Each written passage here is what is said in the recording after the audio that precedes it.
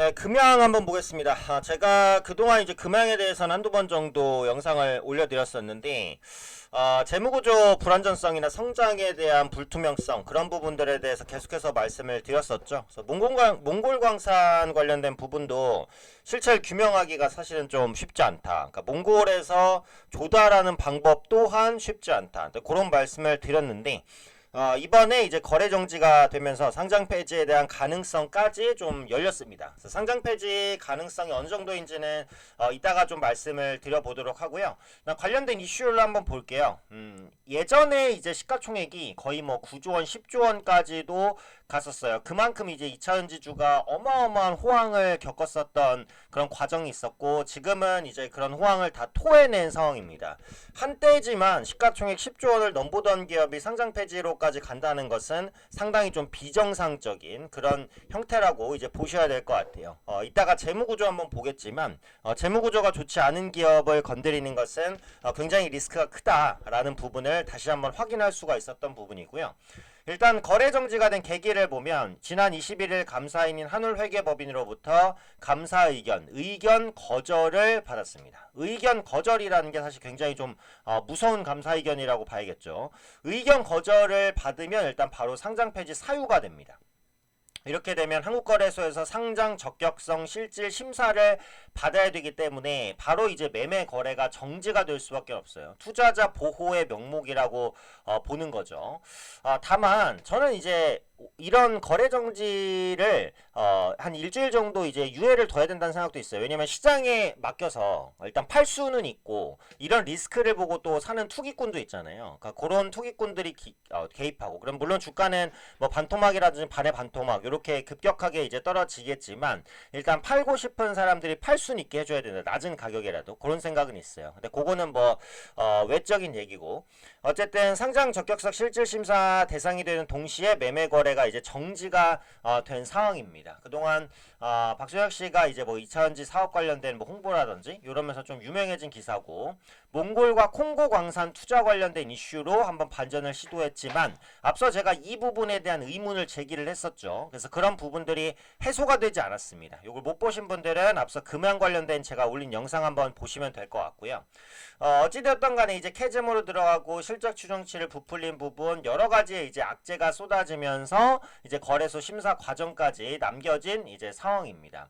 네, 보시면 이제 재무 관점에서도 상당히 리스크가 크죠. 2023년 연결 기준 영업 손실 146억, 전년 대비 적자 전환, 지난해는 손실이 560억, 적자폭 확대, 부채 총계를 보시면 전년도 4,500억에서 지난해 7,600억까지 말 그대로 급증. 이전에 이제 금양의 주가를 좀 살릴랑 말랑 했었던 게 4695 배터리였어요. 근데 요게 이제 수주 소식이 들리지 않고 있기 때문에 요 부분에 대한 기대감도 사실상 이제 기본적으로 좀 사라진 것이다. 이렇게 이제 보시면 되겠죠. 재무를 이제 봤을 때 2022년부터 이제 당기순이익 적자, 그리고 2023년에는 영업이익 또한 당기순이익 적자, 작년에도 이제 영업이익 계속해서 적자 기조를 이어갔었던 그런 모습이고요. 정말 무서웠던 부분이 요거죠. 부채 비율인데, 기존의 부채 비율이 100%에서 185%, 265%에 430%에 1280%까지 급증했습니다. 이렇게까지 부채가 급증하는 기업 찾기 진짜 힘들어요. 근데 그만큼 어려운 여건이라는 거고, 단기 유동성을 볼 수 있는 당좌 비율은 급격하게 쪼그라든 모습, 유보율도 600%에서 100%까지 급전 직하했죠. 말 그대로 거의 뭐 이제 산소호흡기만 붙이고 있었던 기업이라 이렇게 보시면 됩니다. 그래서 이런 기업은 접근하지 않는 게 맞아요.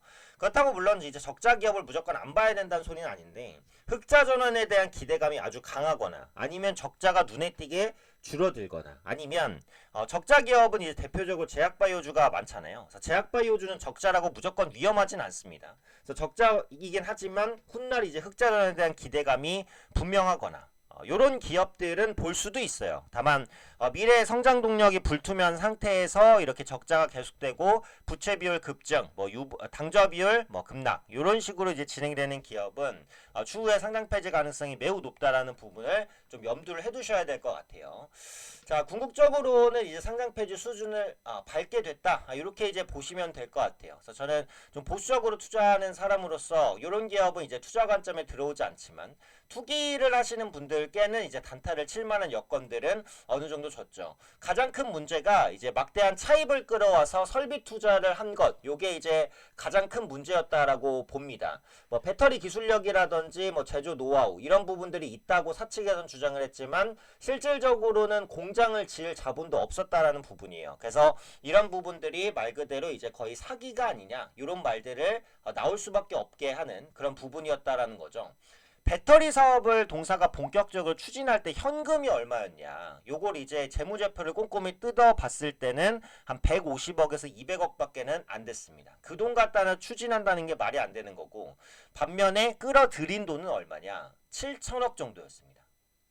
200억도 안 되는 수준의 현금이었는데 빌린 돈은 7천억이었어요. 레버리지가 엄청나잖아요. 차입을 했다라는 것은 뭐 이자를 주든 뭔가 대가를 주는 것인데 그걸 빠르게 이제 수익으로 연결시키지 못하면 바로 이자 비용으로만 어마어마한 돈이 나간다라는 겁니다. 빨리 갚아야 될 빚도 거의 100억 가까이 있었기 때문에 상당히 이제 무리한 투자라는 것을 알 수 있고요. 2차 전지의 침체까지도 이제 맞부딪혔기 때문에 그 부분이 급락을 만들어낸 것이죠. 근데 최근까지 이제 의미 있는 돈이 들어온 부분은 없어요.